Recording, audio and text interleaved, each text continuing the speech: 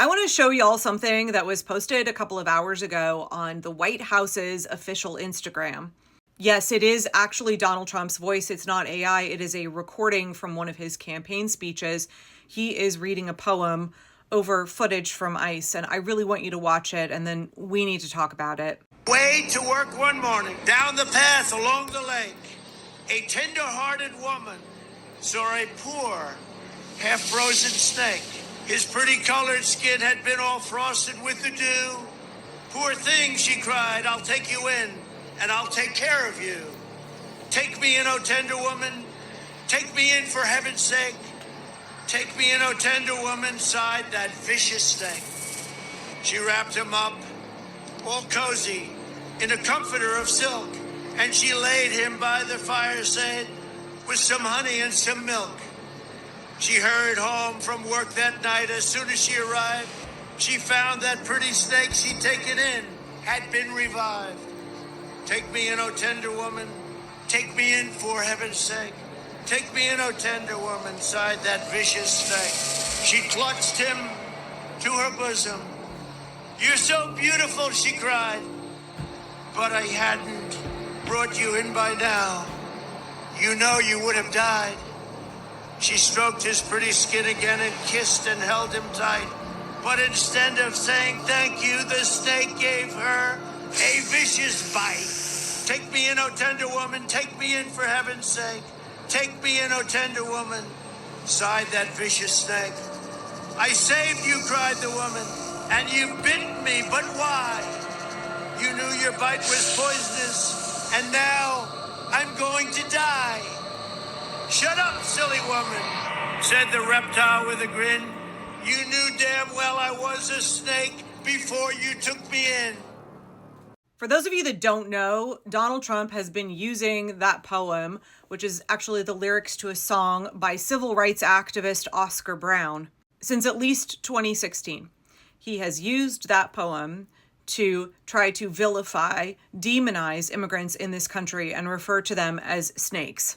I mean, that's on brand considering he's the same guy that said that immigrants are poisoning the blood of our country. And we know that Republicans for a long time have leaned into this damsel in distress narrative so they can use women and girls in order to justify violence and oppression against people of color, right? It's that like kidnapping, trafficking conspiracy, like, oh, every young black man in the South was about to kidnap a white woman and assault her, and therefore, white men could justify violence, lynchings against black men. And that's just very naturally been extended toward immigrants, right? Some guy who is just trying to live his life and like take his groceries out to his car. Some white woman in the parking lot is like, he almost abducted me and my 3-year-old to traffic us. That all feeds into Donald Trump's narrative of like immigrants are snakes who are waiting to bite, to attack, our vulnerable white women. We've got to protect our white women and our children from all of these rapists and gang members and violent criminals who are pouring across the border. That is the narrative that Trump and the Republicans have used for a long time. So of course he would use this poem, and of course he would co-opt something that was written by a black man who was a civil rights activist and anti-apartheid activist in the 70s as well. And he would co-opt it to use it for his racist ethnic cleansing that he is currently committing in the United States. So Oscar Brown's own family, his children,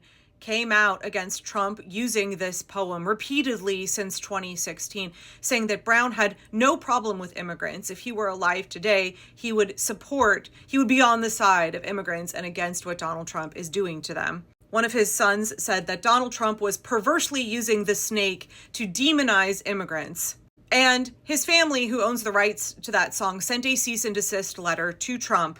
And of course, Trump has ignored that cease and desist and continued to read these lyrics at his campaign rallies and other speeches in 2018, 2021, and September and December of 2023, and also in March of 2024.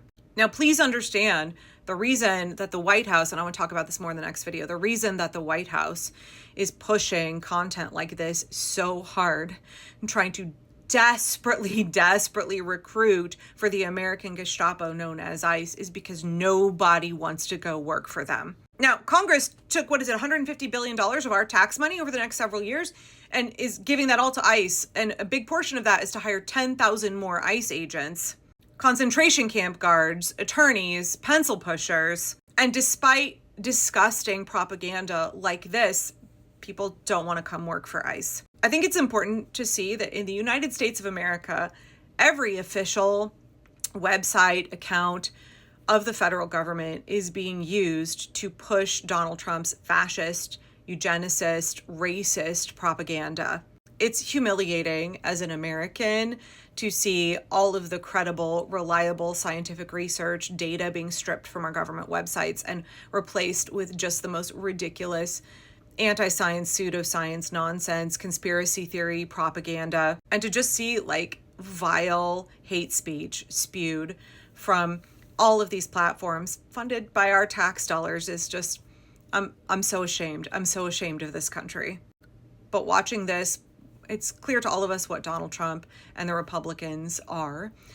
But I just want you to take courage. They're having to resort to propaganda like this because they're failing. Their agenda is failing. People don't want to come work for ICE. People don't want to do the awful things that Trump and Project 2025 and Stephen Miller want them to do. So yes, bear witness, watch this stuff. I hope somebody's archiving it. I hope somebody's documenting all of the things the fascists are doing. But then also take courage because they are going to these lengths because they're desperate. They're panicking. They're failing.